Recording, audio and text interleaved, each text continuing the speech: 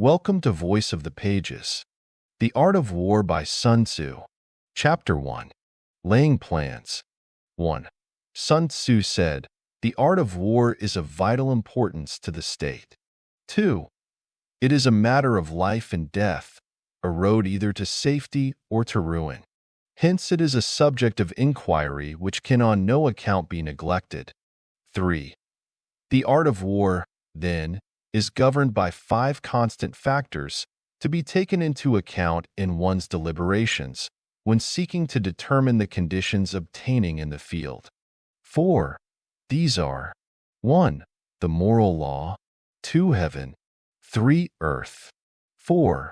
The commander, 5. Method and discipline. 5. 6. The moral law causes the people to be in complete accord with their ruler, so that they will follow him regardless of their lives, undismayed by any danger. 7. Heaven signifies night and day, cold and heat, times and seasons. 8. Earth comprises distances, great and small, danger and security, open ground and narrow passes, the chances of life and death. 9. The commander stands for the virtues of wisdom, sincerely, benevolence, courage, and strictness. 10. By method and discipline are to be understood the marshalling of the army in its proper subdivisions, the graduations of rank among the officers, the maintenance of roads by which supplies may reach the army, and the control of military expenditure. 11. These 5 heads should be familiar to every general. He who knows them will be victorious. He who knows them not will fail. 12. Therefore, in your deliberations, when seeking to determine the military conditions, let them be made the basis of a comparison in this wise. 13. 1. Which of the 2 sovereigns is imbued with the moral law? 2. Which of the 2 generals has the most ability? 3. With whom lie the advantages derived from heaven and earth? 4. On which side is discipline most rigorously enforced? 5. Which army is stronger? 6. On which side are officers and men more highly trained? 7. In which army is there the greater constancy both in reward and punishment? 14. By means of these 7 considerations I can forecast victory or defeat. 15. The general that hearkens to my counsel and acts upon it will conquer. Let such a one be retained in command. The general that hearkens not to my counsel nor acts upon it will suffer defeat. Let such a one be dismissed. 16. While heading the profit of my counsel, avail yourself also of any helpful circumstances over and beyond the ordinary rules. 17. According as circumstances are favorable, one should modify one's plans. 18. All warfare is based on deception. 19. Hence, when able to attack, we must seem unable. When using our forces, we must seem inactive. When we are near, we must make the enemy believe we are far away. When far away, we must make him believe we are near. 20. Hold out baits to entice the enemy. Feign disorder and crush him. 21. If he is secure at all points, be prepared for him. If he is in superior strength, evade him. 22. If your opponent is of choleric temper, seek to irritate him. Pretend to be weak, that he may grow arrogant. 23. If he is taking his ease, give him no rest. If his forces are united, separate them. 24. Attack him where he is unprepared. Appear where you are not expected. 25. These military devices, leading to victory, must not be divulged beforehand. 26. Now the general who wins a battle makes many calculations in his temple ere the battle is fought. The general who loses a battle makes but few calculations beforehand. Thus do many calculations lead to victory and few calculations to defeat. How much more no calculation at all? It is by attention to this point that I can foresee who is likely to win or lose. Chapter 2. Waging War. 1. Sun Tzu said, "In the operations of war, where there are in the field 1,000 swift chariots, as many heavy chariots, and 100,000 mail-clad soldiers, with provisions enough to carry them 1,000 li, the expenditure at home and at the front, including entertainment of guests, small items such as glue and paint, and some spent on chariots and armor, will reach the total of 1,000 ounces of silver per day. Such is the cost of raising an army of 100,000 men. 2. When you engage in actual fighting, if victory is long in coming, then men's weapons will grow dull and their ardor will be damped. If you lay siege to a town, you will exhaust your strength. 3. Again, if the campaign is protracted, the resources of the state will not be equal to the strain. 4. Now, when your weapons are dulled, your ardor damped, your strength exhausted, and your treasure spent, other chieftains will spring up to take advantage of your extremity. Then no man, however wise, will be able to avert the consequences that must ensue. 5. Thus, though we have heard of stupid haste in war, cleverness has never been seen associated with long delays. 6. There is no instance of a country having benefited from prolonged warfare. 7. It is only one who is thoroughly acquainted with the evils of war that can thoroughly understand the profitable way of carrying it on. 8. The skillful soldier does not raise a second levy, neither are his supply wagons loaded more than twice. 9. Bring war material with you from home, but forage on the enemy. Thus the army will have enough food for its needs. 10. Poverty of the state exchequer causes an army to be maintained by contributions from a distance. Contributing to maintain an army at a distance causes the people to be impoverished. 11. On the other hand, the proximity of an army causes prices to go up, and high prices cause the people's substance to be drained away. 12. When their substance is drained away, the peasantry will be afflicted by heavy exactions. 13. 14. With this loss of substance and exhaustion of strength, the homes of the people will be stripped bare, and 3/10 of their income will be dissipated. While government expenses for broken chariots, worn-out horses, breastplates and helmets, bows and arrows, spears and shields, protective mantles, draft oxen, and heavy wagons will amount to 4/10 of its total revenue. 15. Hence a wise general makes a point of foraging on the enemy.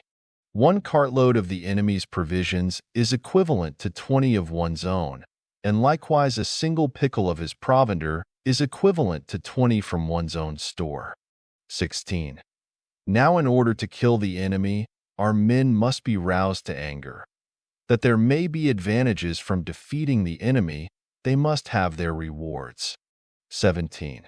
Therefore in chariot fighting, when 10 or more chariots have been taken, those should be rewarded who took the first. Our own flags should be substituted for those of the enemy, and the chariots mingled and used in conjunction with ours. The captured soldiers should be kindly treated and kept. 18. This is called using the conquered foe to augment one's own strength. 19. In war, then, let your great object be victory, not lengthy campaigns. 20. Thus it may be known that the leader of armies is the arbiter of the people's fate, the man on whom it depends whether the nation shall be in peace or in peril. Chapter 3. Attack by Stratagem. 1. Sun Tzu said, "In the practical art of war, the best thing of all is to take the enemy's country whole and intact. To shatter and destroy it is not so good. So, too, it is better to recapture an army entire than to destroy it, to capture a regiment, a detachment, or a company entire than to destroy them. 2. Hence, to fight and conquer in all your battles is not supreme excellence. Supreme excellence consists in breaking the enemy's resistance without fighting. 3. Thus, the highest form of generalship is to balk the enemy's plans. The next best is to prevent the junction of the enemy's forces.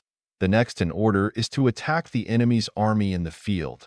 And the worst policy of all is to besiege walled cities. 4. The rule is not to besiege walled cities if it can possibly be avoided.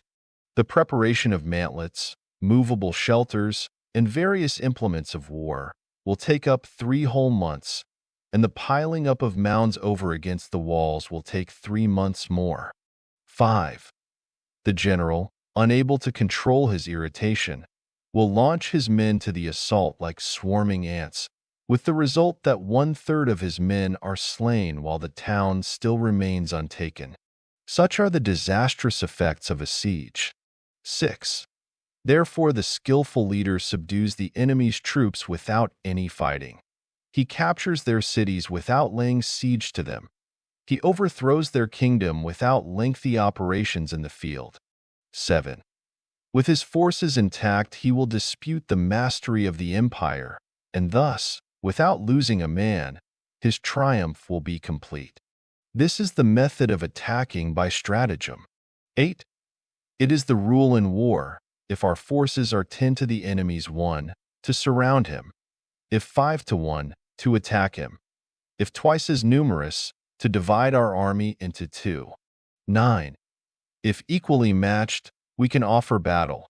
If slightly inferior in numbers, we can avoid the enemy. If quite unequal in every way, we can flee from him. 10. Hence, though an obstinate fight may be made by a small force, in the end it must be captured by the larger force. 11. Now the general is the bulwark of the state.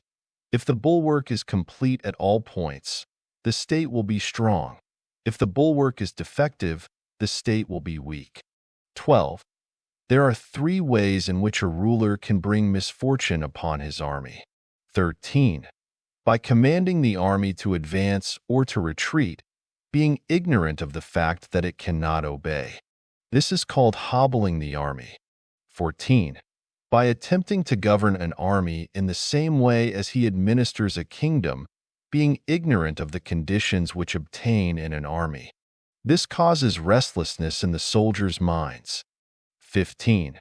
By employing the officers of his army without discrimination, through ignorance of the military principle of adaptation to circumstances. This shakes the confidence of the soldiers. 16. But when the army is restless and distrustful, trouble is sure to come from the other feudal princes. This is simply bringing anarchy into the army and flinging victory away. 17. Thus we may know that there are 5 essentials for victory. 1. He will win who knows when to fight and when not to fight. 2. He will win who knows how to handle both superior and inferior forces. 3.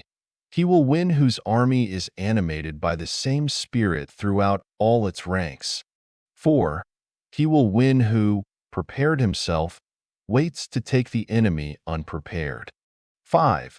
He will win who has military capacity and is not interfered with by the sovereign. 18. Hence the saying, if you know the enemy and know yourself, you need not fear the result of 100 battles. If you know yourself but not the enemy, for every victory gained you will also suffer a defeat. If you know neither the enemy nor yourself, you will succumb in every battle. Chapter 4. Tactical Dispositions. 1.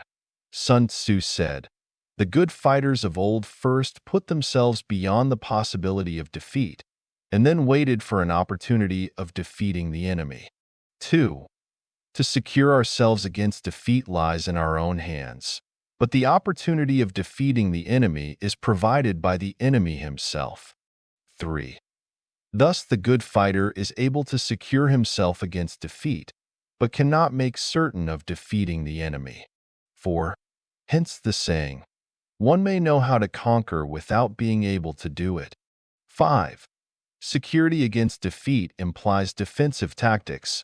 Ability to defeat the enemy means taking the offensive. 6. Standing on the defensive indicates insufficient strength. attacking, a superabundance of strength. 7. The general who is skilled in defense hides in the most secret recesses of the earth. He who is skilled in attack flashes forth from the topmost heights of heaven. Thus, on the one hand, we have ability to protect ourselves. On the other, a victory that is complete. 8. To see victory only when it is within the ken of the common herd is not the acme of excellence. 9. Neither is it the acme of excellence if you fight and conquer, and the whole empire says, "Well done." 10. To lift an autumn hair is no sign of great strength. To see the sun and moon is no sign of sharp sight. To hear the noise of thunder is no sign of a quick ear. 11.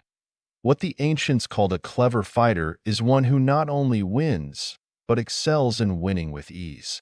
12. Hence his victories bring him neither reputation for wisdom nor credit for courage. 13. He wins his battles by making no mistakes. Making no mistakes is what establishes the certainty of victory, for it means conquering an enemy that is already defeated. 14. Hence the skillful fighter puts himself into a position which makes defeat impossible and does not miss the moment for defeating the enemy.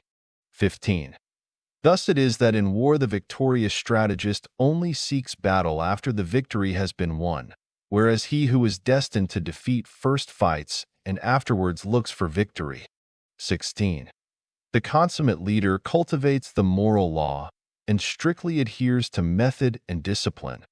Thus it is in his power to control success. 17.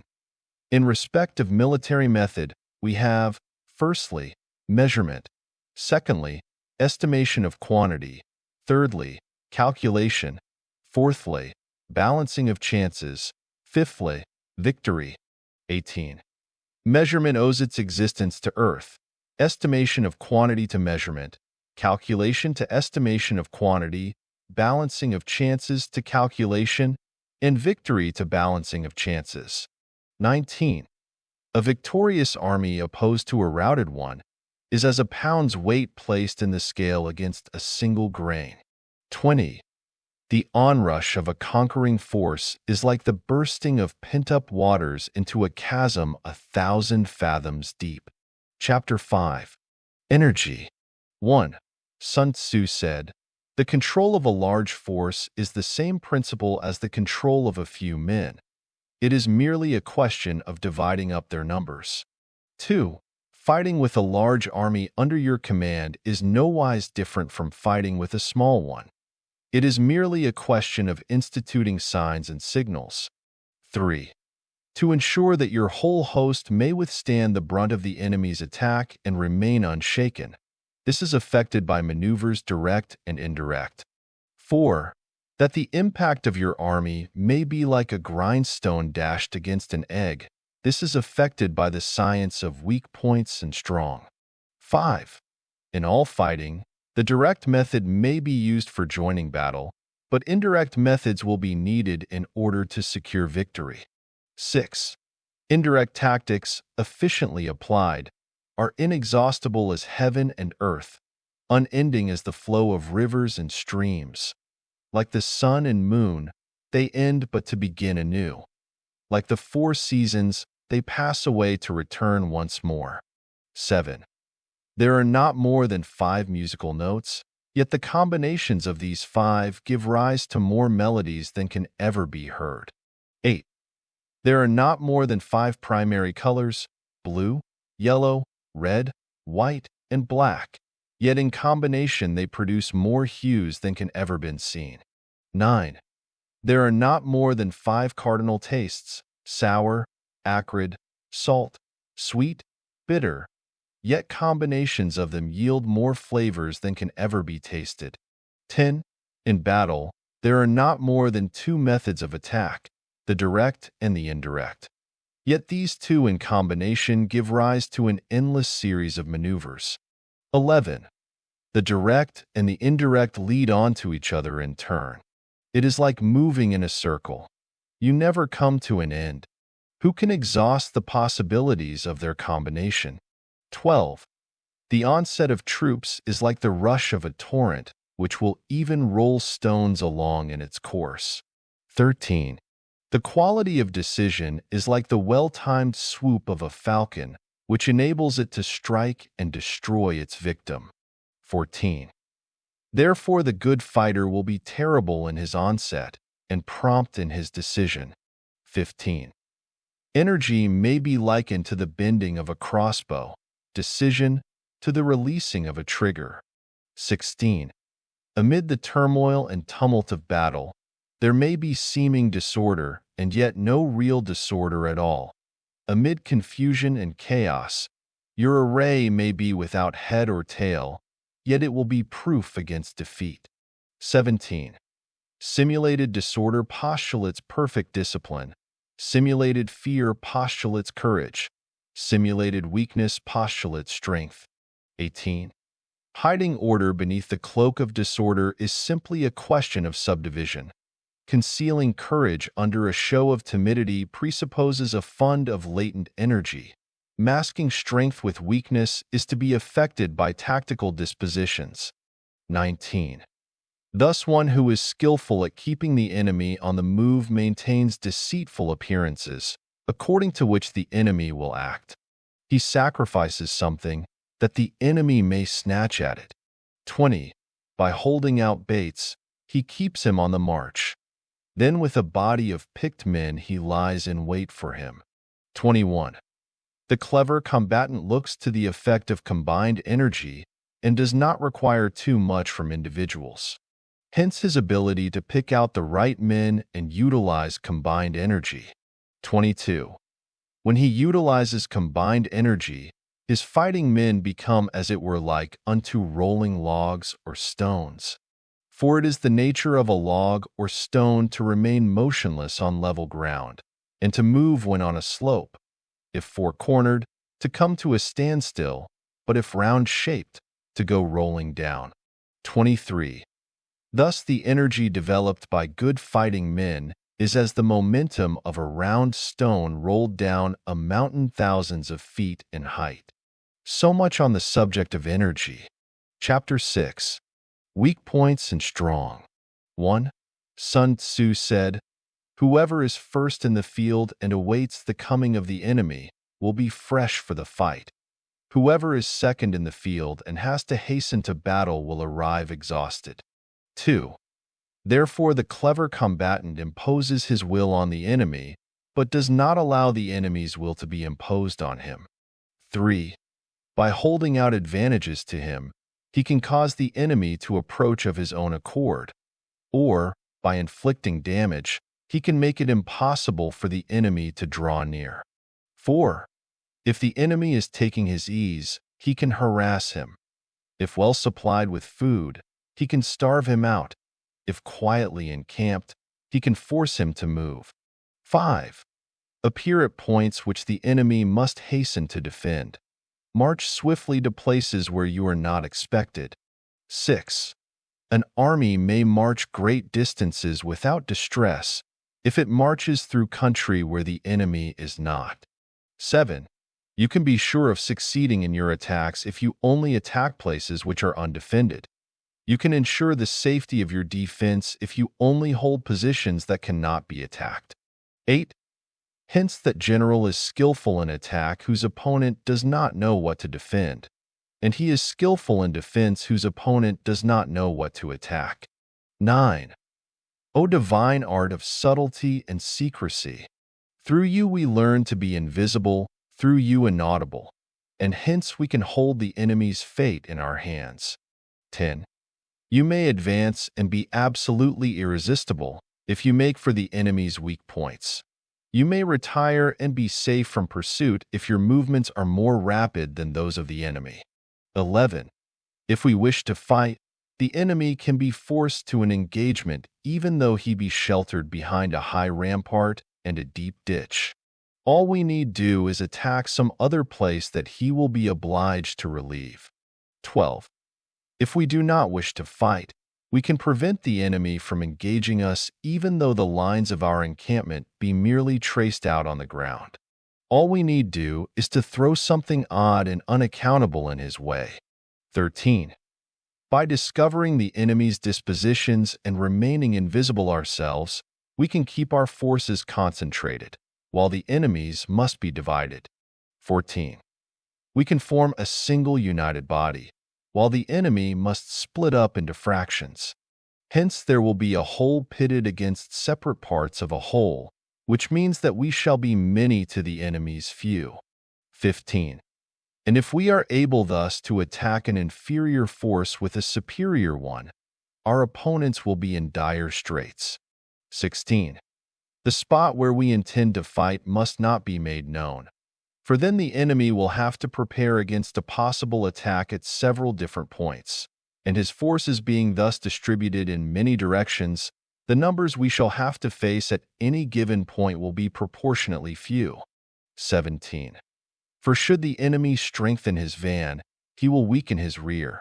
Should he strengthen his rear, he will weaken his van. Should he strengthen his left, he will weaken his right.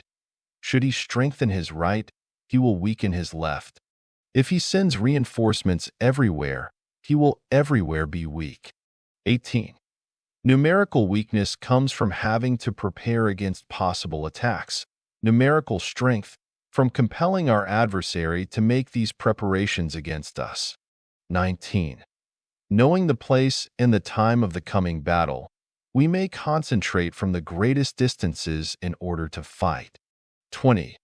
But if neither time nor place be known, then the left wing will be impotent to succor the right, the right equally impotent to succor the left, the van unable to relieve the rear, or the rear to support the van.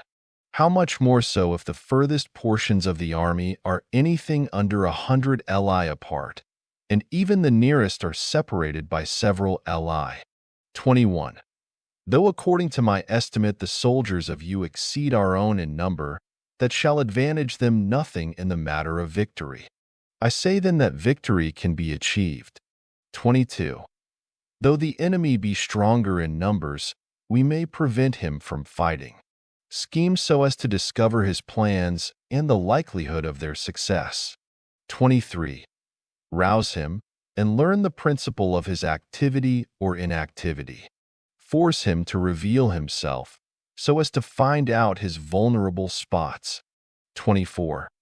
Carefully compare the opposing army with your own, so that you may know where strength is superabundant and where it is deficient. 25.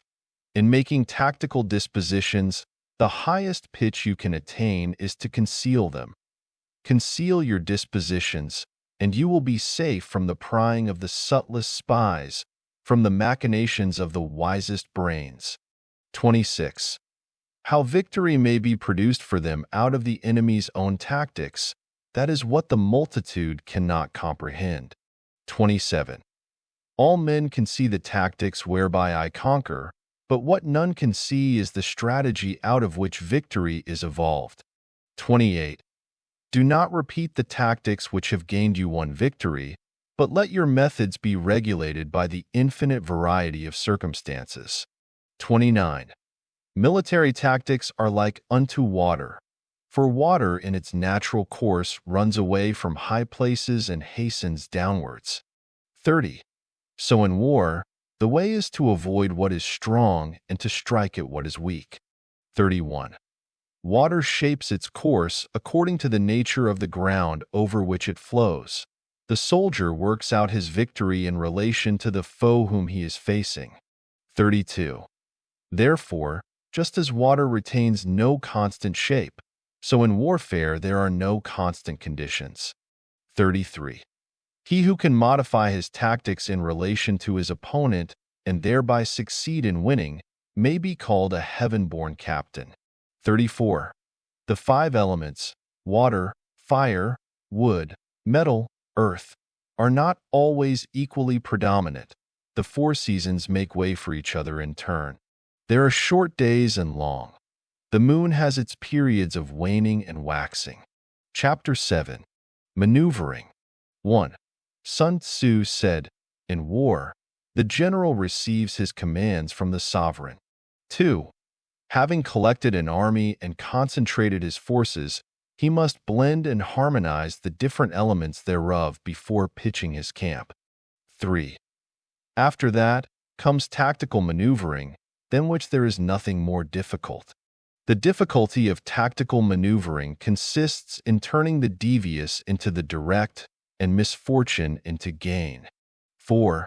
Thus, to take a long and circuitous route, after enticing the enemy out of the way, and those starting after him, to contrive to reach the goal before him, shows knowledge of the artifice of deviation. 5. Maneuvering with an army is advantageous, with an undisciplined multitude, most dangerous. 6. If you set a fully equipped army in march in order to snatch an advantage, the chances are that you will be too late.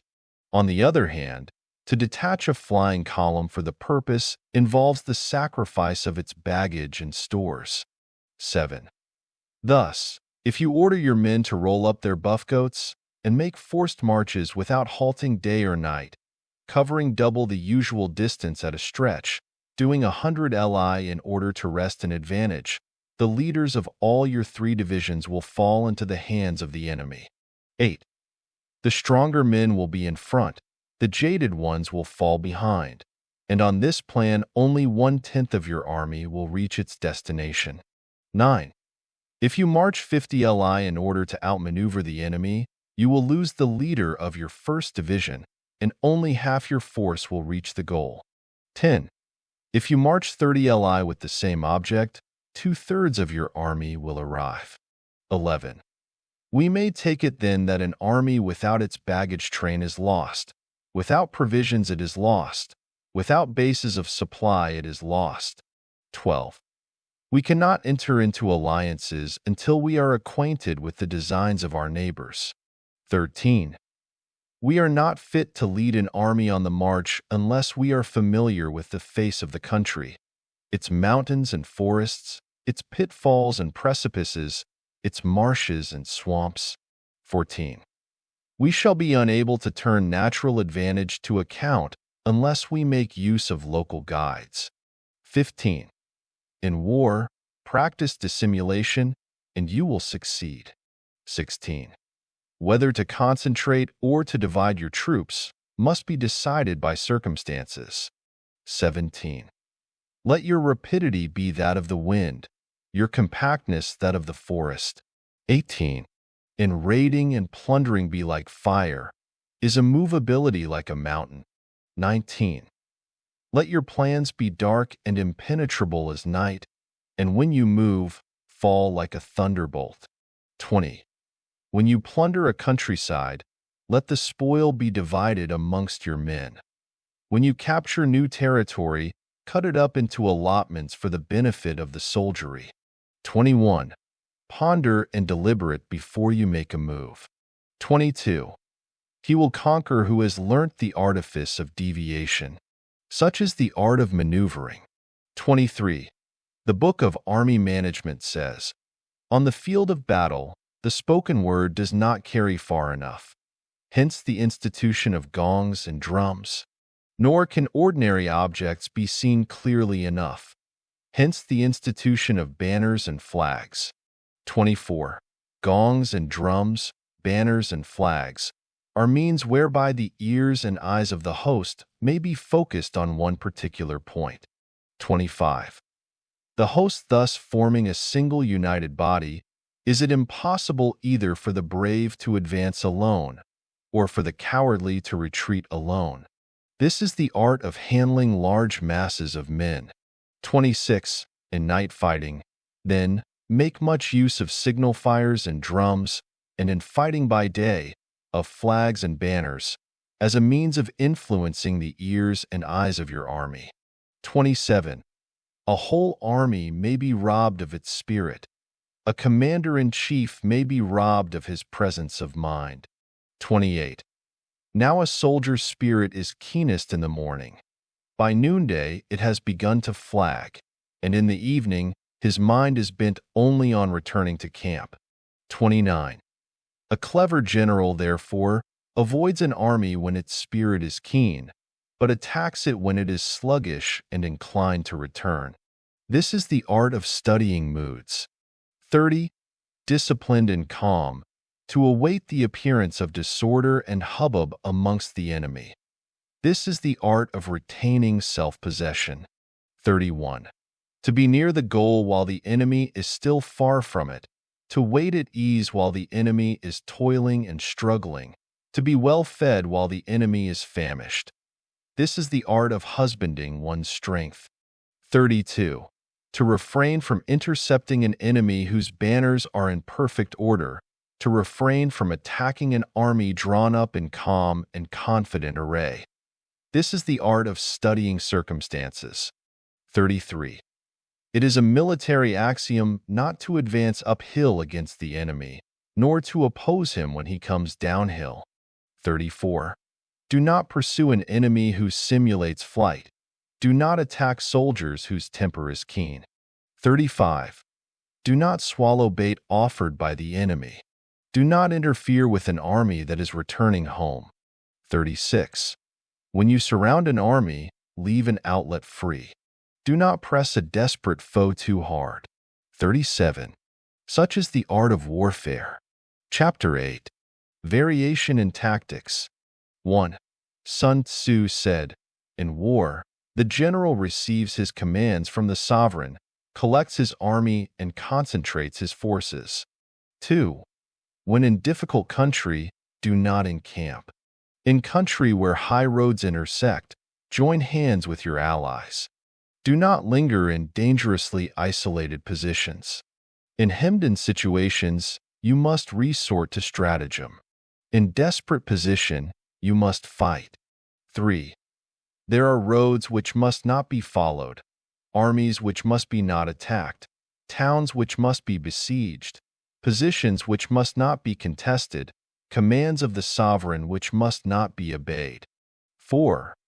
The general who thoroughly understands the advantages that accompany variation of tactics knows how to handle his troops. 5. The general who does not understand these may be well acquainted with the configuration of the country, yet he will not be able to turn his knowledge to practical account. 6. So, the student of war who is unversed in the art of war of varying his plans, even though he be acquainted with the 5 advantages, will fail to make the best use of his men. 7. Hence in the wise leader's plans, considerations of advantage and of disadvantage will be blended together. 8.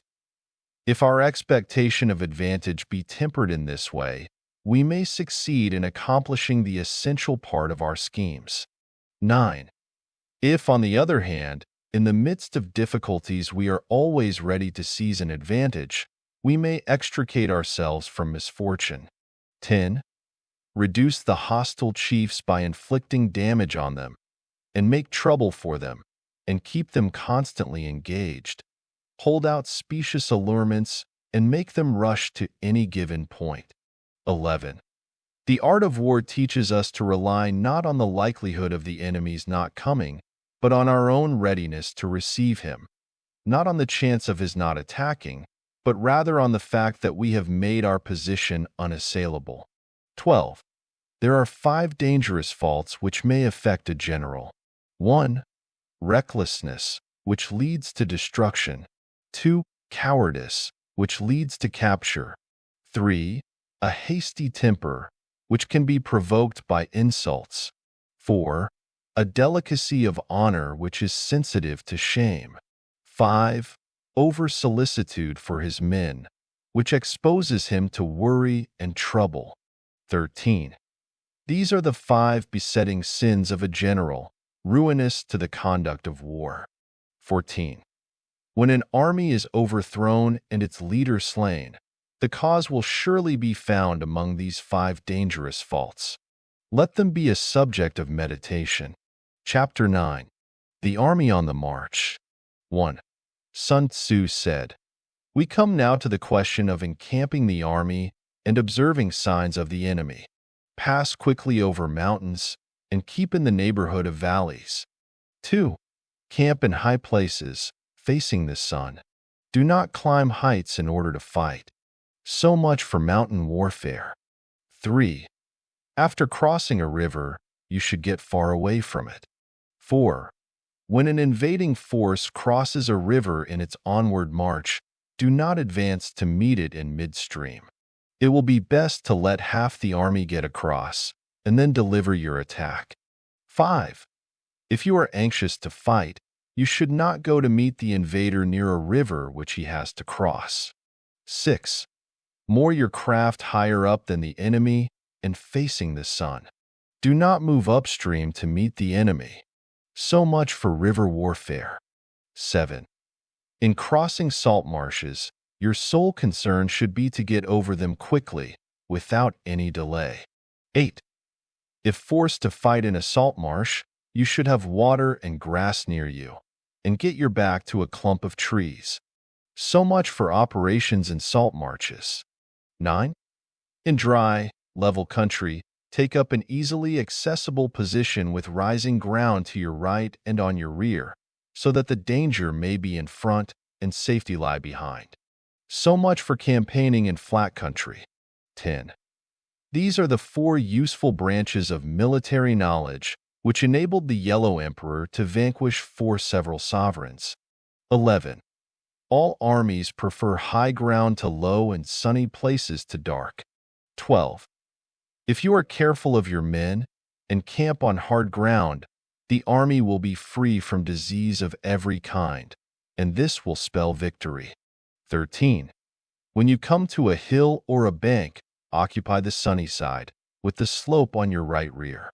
Thus you will at once act for the benefit of your soldiers and utilize the natural advantages of the ground. 14. When, in consequence of heavy rains up country, a river which you wish to ford is swollen and flecked with foam, you must wait until it subsides. 15. Country in which there are precipitous cliffs with torrents running between, deep natural hollows, confined places, tangled thickets, quagmires, and crevasses should be left with all possible speed and not approached. 16. While we keep away from such places, we should get the enemy to approach them. While we face them, we should let the enemy have them on his rear. 17. If in the neighborhood of your camp there should be any hilly country, ponds surrounded by aquatic grass, hollow basins filled with reeds, or woods with thick undergrowth, they must be carefully routed out and searched, for these are places where men in ambush or insidious spies are likely to be lurking. 18. When the enemy is close at hand and remains quiet, he is relying on the natural strength of his position. 19. When he keeps aloof and tries to provoke a battle, he is anxious for the other side to advance. 20. If his place of encampment is easy of access, he is tendering a bait. 21. Movement amongst the trees of a forest shows that the enemy is advancing. The appearance of a number of screens in the midst of thick grass means that the enemy wants to make us suspicious. 22.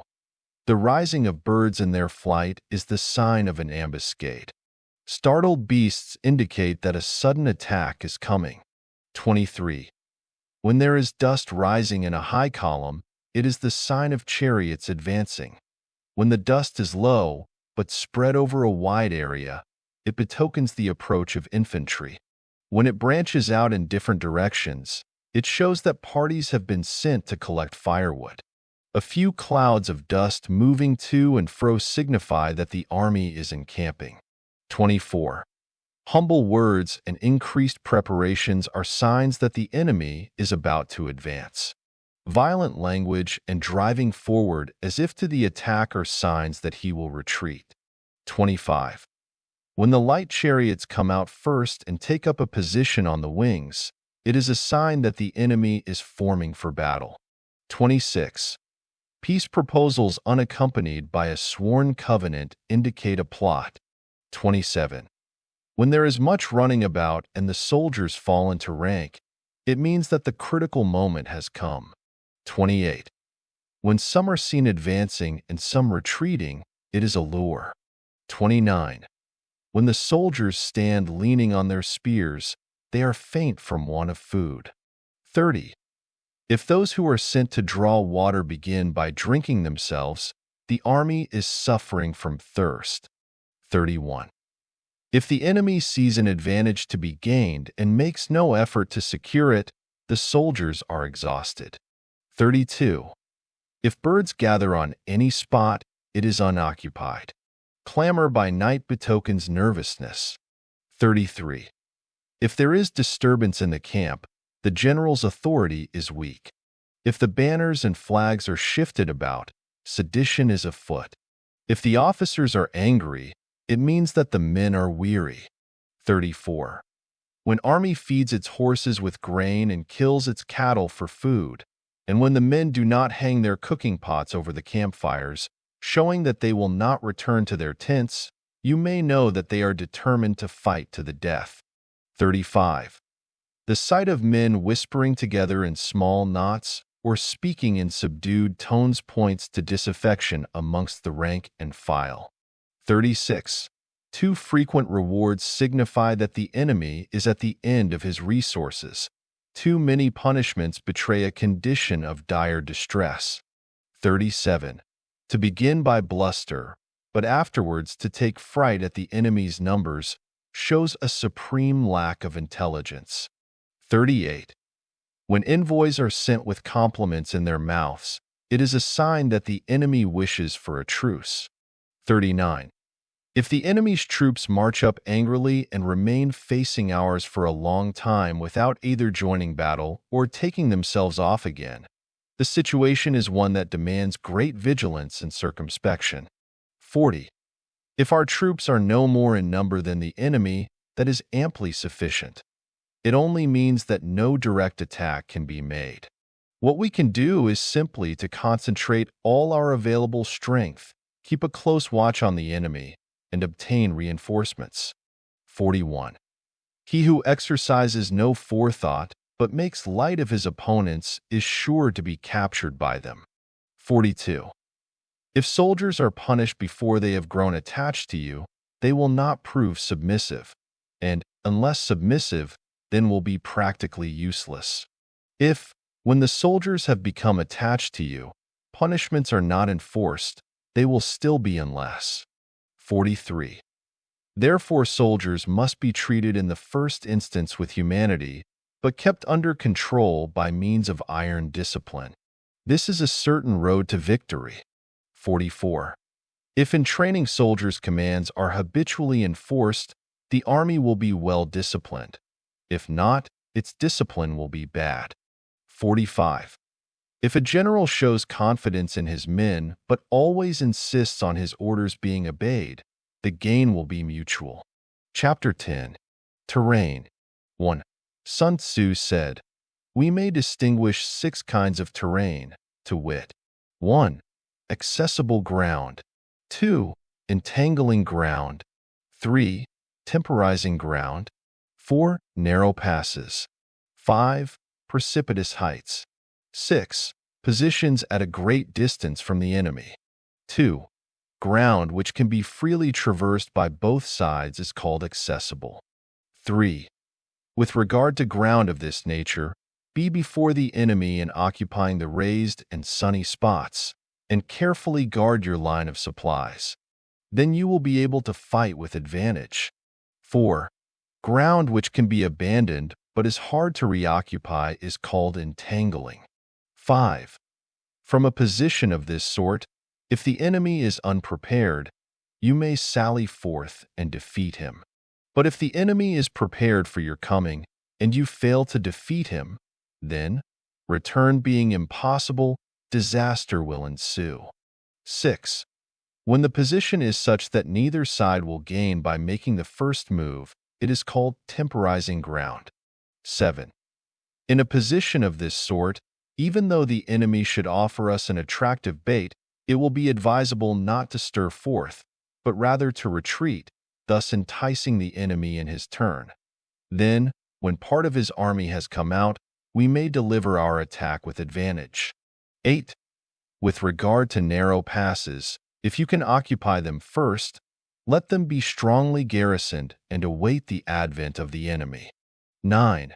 Should the army forestall you in occupying a pass, do not go after him if the pass is fully garrisoned, but only if it is weakly garrisoned. 10. With regard to precipitous heights, if you are beforehand with your adversary, you should occupy the raised and sunny spots, and there wait for him to come up. 11. If the enemy has occupied them before you, do not follow him, but retreat and try to entice him away. 12. If you are situated at a great distance from the enemy, and the strength of the two armies is equal, it is not easy to provoke a battle, and fighting will be to your disadvantage. 13. These 6 are the principles connected with earth. The general who has attained a responsible post must be careful to study them. 14. Now an army is exposed to 6 several calamities, not arising from natural causes, but from faults for which the general is responsible. These are 1. Flight, 2. Insubordination, 3. Collapse, 4. Ruin, 5. Disorganization, 6. Rout, 15. Other conditions being equal, if one force is hurled against another 10 times its size, the result will be the flight of the former. 16. When the common soldiers are too strong and their officers too weak, the result is insubordination. When the officers are too strong and the common soldiers too weak, the result is collapse. 17. When the higher officers are angry and insubordinate, and on meeting the enemy give battle on their own account from a feeling of resentment, before the commander-in-chief can tell whether or no he is in a position to fight, the result is ruin. 18. When the general is weak and without authority, when his orders are not clear and distinct, when there are no fixed duties assigned to officers and men, and the ranks are formed in a slovenly, haphazard manner, the result is utter disorganization. 19. When a general, unable to estimate the enemy's strength, allows an inferior force to engage a larger one, or hurls a weak detachment against a powerful one, and neglects to place picked soldiers in the front rank, the result must be rout. 20. These are 6 ways of courting defeat, which must be carefully noted by the general who has attained a responsible post. 21. The natural formation of the country is the soldier's best ally, but a power of estimating the adversary, of controlling the forces of victory, and of shrewdly calculating difficulties, dangers, and distances constitutes the test of a great general. 22. He who knows these things, and in fighting puts his knowledge into practice, will win his battles. He who knows them not, nor practices them, will surely be defeated. 23. If fighting is sure to result in victory, then you must fight, even though the ruler forbid it. If fighting will not result in victory, then you must not fight even at the ruler's bidding. 24. The general who advances without coveting fame and retreats without fearing disgrace, whose only thought is to protect his country and do good service for his sovereign, is the jewel of the kingdom. 25. Regard your soldiers as your children, and they will follow you into the deepest valleys.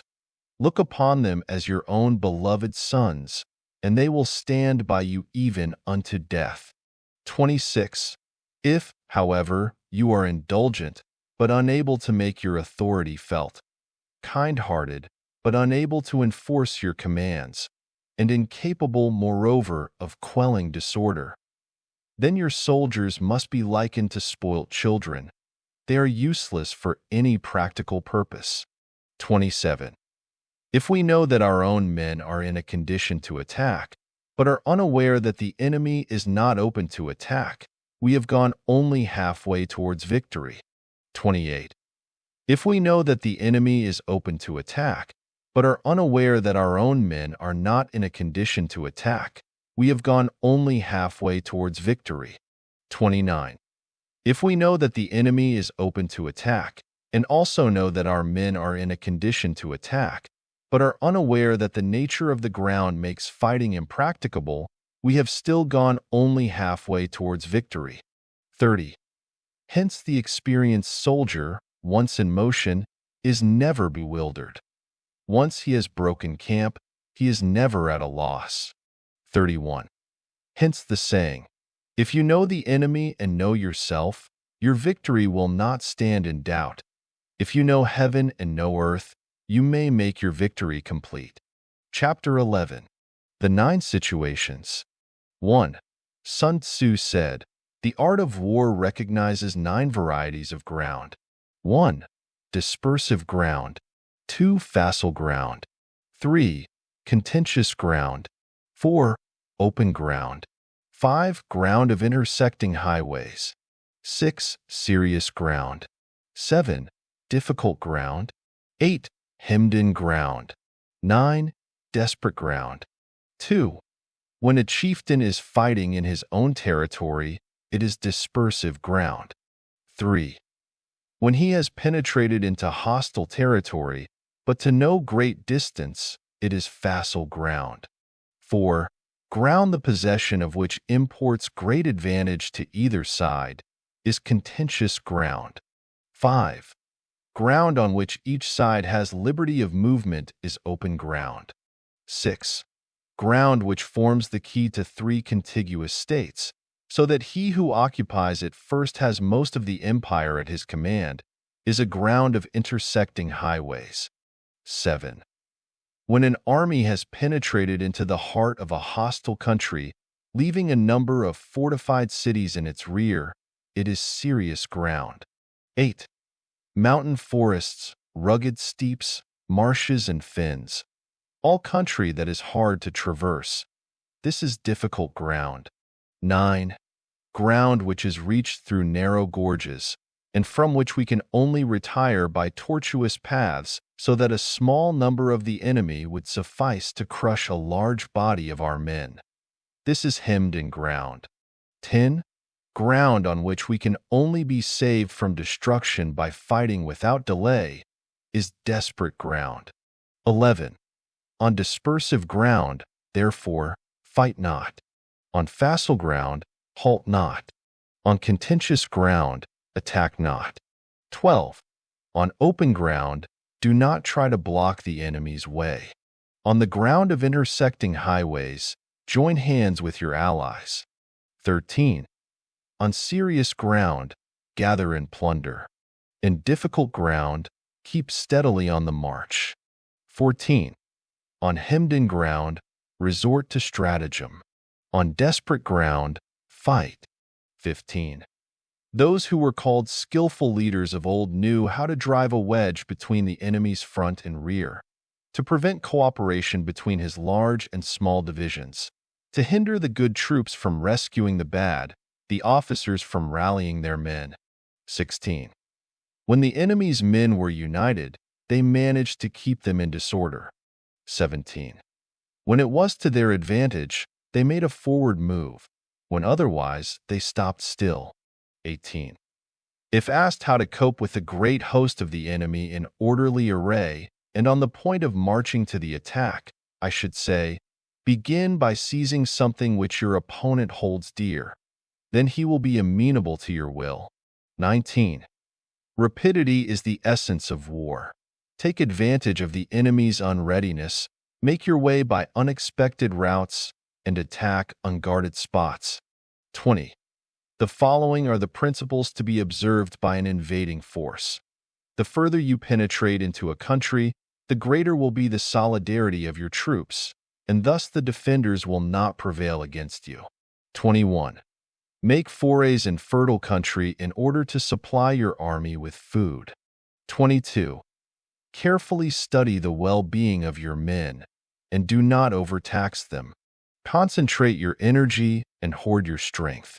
Keep your army continually on the move, and devise unfathomable plans. 23. Throw your soldiers into positions whence there is no escape, and they will prefer death to flight. If they will face death, there is nothing they may not achieve. Officers and men alike will put forth their uttermost strength. 24. Soldiers when in desperate straits lose the sense of fear. If there is no place of refuge, they will stand firm. If they are in hostile country, they will show a stubborn front. If there is no help for it, they will fight hard. 25. Thus, without waiting to be marshaled, the soldiers will be constantly on the qui vive. Without waiting to be asked, they will do your will. Without restrictions, they will be faithful. Without giving orders, they can be trusted. 26. Prohibit the taking of omens, and do away with superstitious doubts. Then, until death itself comes, no calamity need be feared. 27. If our soldiers are not overburdened with money, it is not because they have a distaste for riches.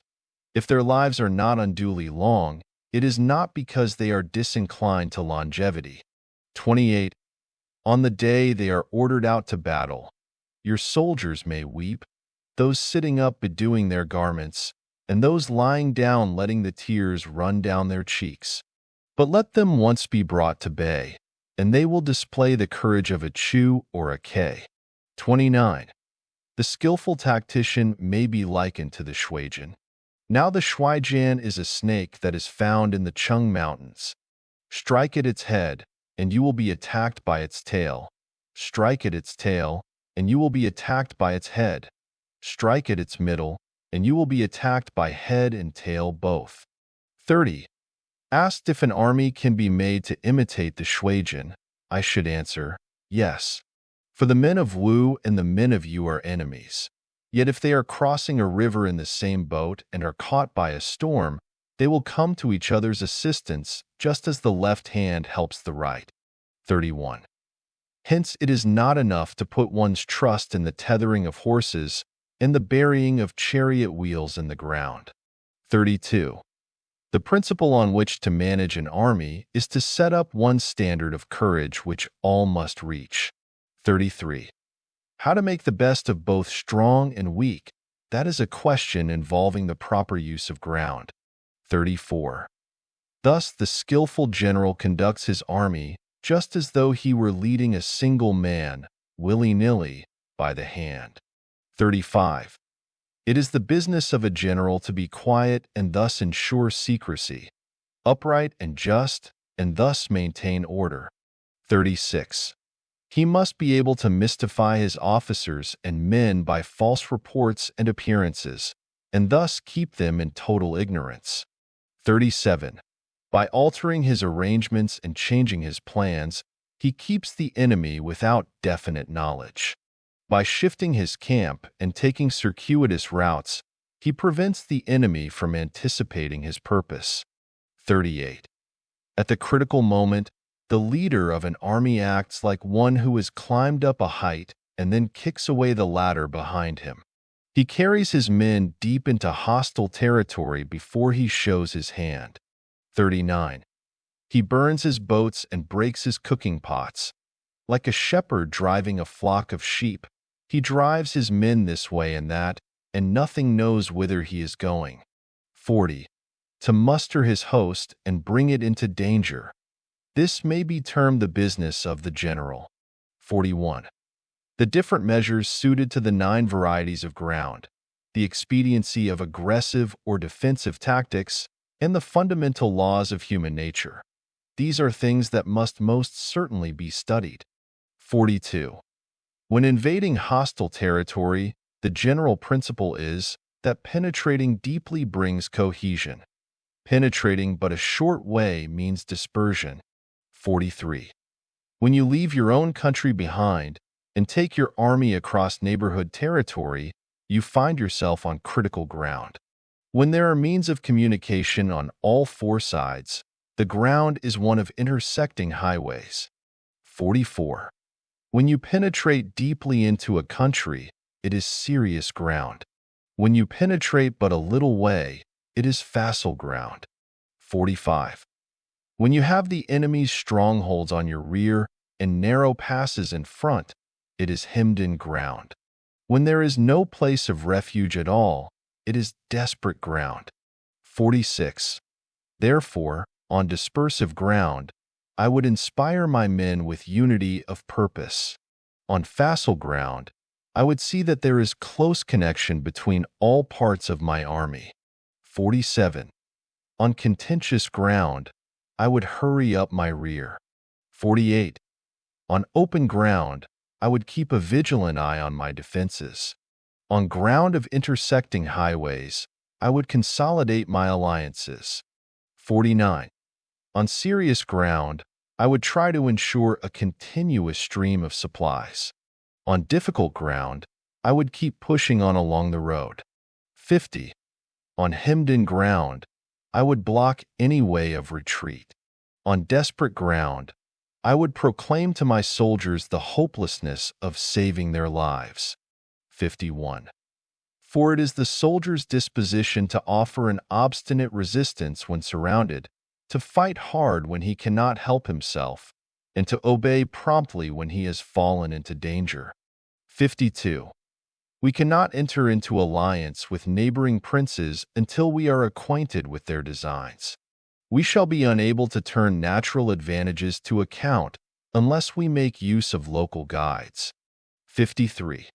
To be ignored of any one of the following 4 or 5 principles does not befit a warlike prince. 54. When a warlike prince attacks a powerful state, his generalship shows itself in preventing the concentration of the enemy's forces. He overawes his opponents, and their allies are prevented from joining against him. 55. Hence he does not strive to ally himself with all and sundry, nor does he foster the power of other states. He carries out his own secret designs, keeping his antagonists in awe. Thus he is able to capture their cities and overthrow their kingdoms. 56. Bestow rewards without regard to rule, issue orders without regard to previous arrangements, and you will be able to handle a whole army as though you had to do with but a single man. 57. Confront your soldiers with the deed itself. Never let them know your design. When the outlook is bright, bring it before their eyes. But tell them nothing when the situation is gloomy. 58. Place your army in deadly peril, and it will survive. Plunge it into desperate straits, and it will come off in safety. 59. For it is precisely when a force has fallen into harm's way that is capable of striking a blow for victory. 60. Success in warfare is gained by carefully accommodating ourselves to the enemy's purpose. 61. By persistently hanging on the enemy's flank, we shall succeed in the long run in killing the commander-in-chief. 62. This is called ability to accomplish a thing by sheer cunning. 63. On the day that you take up your command, block the frontier passes, destroy the official tallies, and stop the passage of all emissaries. 64. Be stern in the council chamber, so that you may control the situation. 65. If the enemy leaves a door open, you must rush in. 66. Forestall your opponent by seizing what he holds dear, and subtly contrive to time his arrival on the ground. 67. Walk in the path defined by rule, and accommodate yourself to the enemy until you can fight a decisive battle. 68. At first, then, exhibit the coyness of a maiden until the enemy gives you an opening. Afterwards, emulate the rapidity of a running hare, and it will be too late for the enemy to oppose you. Chapter 12. The Attack by Fire. 1. Sun Tzu said, "There are 5 ways of attacking with fire. The first is to burn soldiers in their camp. The second is to burn stores. The third is to burn baggage trains. The fourth is to burn arsenals and magazines. The fifth is to hurl dropping fire amongst the enemy." 2. In order to carry out an attack, we must have means available. The material for raising fire should always be kept in readiness. 3. There is a proper season for making attacks with fire and special days for starting a conflagration. 4. The proper season is when the weather is very dry. The special days are those when the moon is in the constellations of the sieve, the wall, the wing, or the crossbar. For these 4 are all days of rising wind. 5. In attacking with fire, one should be prepared to meet 5 possible developments. 6. When fire breaks out inside to enemy's camp, respond at once with an attack from without. 7. If there is an outbreak of fire, but the enemy's soldiers remain quiet, bide your time and do not attack.